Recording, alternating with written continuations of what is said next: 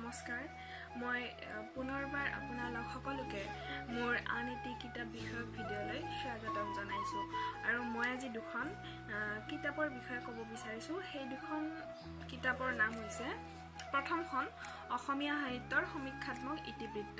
এইখন লিখিছে ডক্টৰ সত্যেন্দ্ৰনাথ শৰ্মা আৰু কিতাপখনৰ দামটো হৈছে 150 টকা। মই বহুত আগতে কিনিছিলোঁ।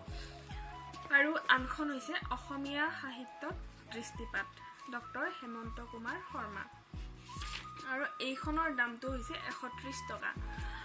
আচলতে এই কিতাপ দুখন আমাৰ যিখিনি ল'ৰা ছোৱালীয়ে অসমীয়া বিষয়ত মেজৰ লৈ পঢ়ি আছে বা ভৱিষ্যতে ডিগ্ৰী পঢ়াৰ পিছত MA কৰিব, তেওঁলোকৰ বাবে এই কিতাপ দুখন যিসকল অসমীয়া বিষয়ৰ ছাত্ৰ ছাত্ৰী আছে তেওঁলোকৰ বাবে এই কিতাপ দুখন হাতপুথি বুলি ক'লেও ভুল কোৱা নহ'ব। ইয়াৰ উপৰিও যিসকলে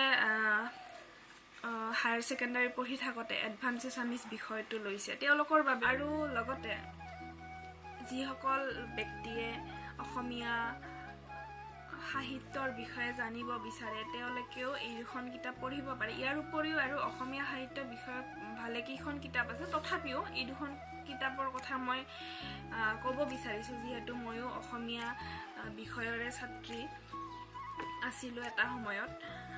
গতিকে ইয়াতে কি আছে মই সেইখিনিও কৈ দিওঁ। ইয়াতে চৰ্যাপদৰ বিষয়ে পাব, লগতে আমাৰ যিখিনি মৌখিক সাহিত্য অৰ্থাৎ লোকসাহিত্য, বিহুগীত, বিয়ানাম, শংকৰী যুগ অৰ্থাৎ বৈষ্ণৱ যুগৰ কথা, এই শংকৰী যুগৰ কবিসকলৰ কথা, তাৰোপৰি শংকৰদেৱৰ আগৰ যিখিনি কবি, প্ৰাক শংকৰী যুগ বুলি কোৱা হয়, শংকৰী যুগৰ আগৰ যিটো যুগ, সেই প্ৰাক শংকৰী যুগৰ কবি হেম সৰস্বতী, মাধৱ কন্দলী এওঁলোকৰ বিষয়ে, লগতে শংকৰী যুগৰ কবিসকল শংকৰদেৱ, মাধৱদেৱ, তাৰপিছতে উত্তৰ শংকৰী অৰ্থাৎ শংকৰদেৱৰ পিছৰ যিখিনি সাহিত্য আছে আমাৰ বা যিসকল কবি আছে তেওঁলোকৰ বিষয়ে, লগতে পাঁচালী কবিসকল অৰ্থাৎ মনসা সাহিত্যখিনিৰ বিষয়ে আমি ইয়াতে পাম। আৰু আধুনিক যুগ, নাটক, উপন্যাস, কবিতা, আলোচনী, অৰুণোদয় যুগৰ বিষয়ে এইখনত অলপ সৰুকৈ দিয়া আছে, কিন্তু এইখনত একদম ধুনীয়াকৈ আছে গোটেইখিনি বস্তু।